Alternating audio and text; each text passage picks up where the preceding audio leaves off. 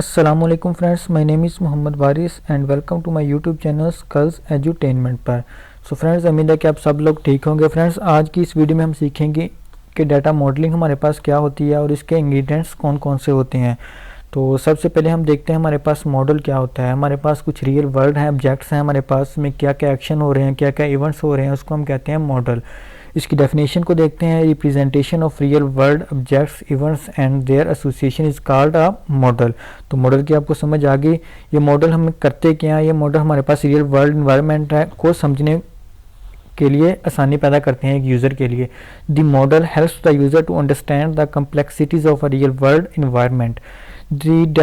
इसके बाद आती है हमारे पास data modelling. The data modelling is a process of identifying data objects and relationship between them.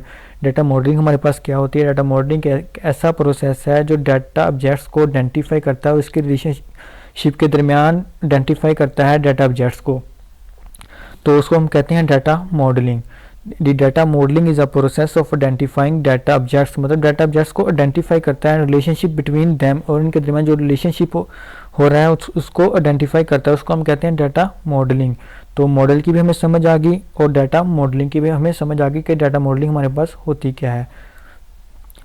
इसके बाद आती है हमारे पास ingredients of data modelling. The object use to represent data item in a data model are known as ingredients of data modeling. The ingredients of data modeling are as following। इसमें हमारे पास जो ingredients होते हैं data modelling के, वो है एक entity होती है, एंटिटी को हम ऑब्जेक्ट्स भी कहते हैं। तो उसके बाद आती है हमारे पास एट्रीब्यूट आते हैं, उसके बाद थर्ड पे हमारे पास आती है रिलेशनशिप। तीन इसके इंग्रेडिएंट्स हैं डाटा मॉडलिंग के, एंटिटी, एट्रीब्यूट्स और रिलेशनशिप। तो हम इसको वन बाय वन डिस्कस करते हैं। सबसे पहले आती है हमारे पास एंटिटी। एंटिटी क्या होती है? हमारे पास एंटिटी को हम ऑब्जेक्ट भी कह सकते हैं। एंटिटी कोई भी चीज़ हो सकती है, कोई प्लेस हो सकती है, कोई थिंग हो सकती है, कोई पर्सन हो सकती है, कोई सिटी हो सकती है, या कोई प्लेयर वगैरह कुछ भी हो सकती है हमारे पास, उसको हम कहते हैं एंटिटी। एंटिटी को हम ऑब्जेक्ट्स भी कहते हैं। Anything that is participating in a system, कोई भी चीज़ जो सिस्टम में पार्टिसिपेट कर रही होती है उसको हम कहते हैं एंटिटी और ऑब्जेक्ट। अगर इसकी एग्जाम्पल दी हुई है पर्सन, टीचर, प्लेयर, प्लेस, वही चीज़, कंट्री, सिटी, यानी कोई भी चीज़ हो सकती है, उसको हम एंटिटी कह सकते हैं और ऑब्जेक्ट भी कह सकते हैं। An entity is represented bye a rectangular in a model. Entity को जिस शेप में हम ज़ाहिर करते हैं, रेक्टेंगुलर शेप में हम ज़ाहिर करते हैं जैसे ये नीचे दिखाया गया है, स्टूडेंट और टीचर। तो एंटिटी की आपको समझ आ गई, डाटा मॉडलिंग की भी आपको समझ आ गई और उसके एक इंग्रेडिएंट्स एंटिटी की भी आपको समझ आ गई। इसके बाद आती है हमारे पास एट्रीब्यूट्स। एट्रीब्यूट्स हमारे पास क्या होते हैं? The characteristics of an entity are called attributes. Attributes को हम प्रॉपर्टीज़ भी कहते हैं। हमारे पास एक एंटिटी है, उसके मुख्तलिफ प्रॉपर्टीज़ हैं, यानी मुख्तलिफ उसकी टाइप्स हो सकते हैं, उसको हम कहते हैं attributes. An entity may have many attributes. एक एंटिटी है हमारे पास, उसके बहुत सारे एट्रीब्यूट्स हो सकते हैं।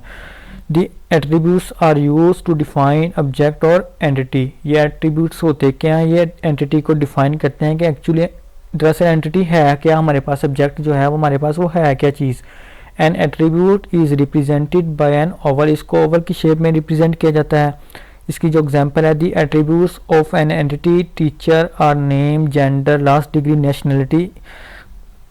तो हमारे पास एक टीचर है, उसका नाम हो सकता है, यानी टीचर की जो एट्रीब्यूट्स है में, यानी एक हमारे पास एक एंटिटी है, टीचर है, उसके मुख्तलिफ एट्रीब्यूट्स हो सकते हैं, जैसे नेम हो गया, उसका जेंडर हो गया, लास्ट डिग्री उसने कहाँ से हासिल की है, नेशनैलिटी।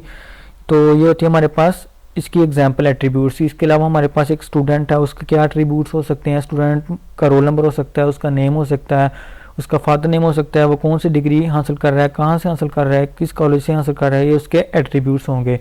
तो एट्रीब्यूट्स की भी हमें समझ आ गई। इसके बाद ये हमारे पास relationship. A logical connection between different entities is called relationship. मुख्तलिफ एंटिटीज़ के दरमियान कनेक्शन को, लॉजिकल कनेक्शन को हम रिलेशनशिप कहते हैं। तो रिलेशनशिप क्या होता है हमारे पास? The relationship indicates how the entities are connected to each other.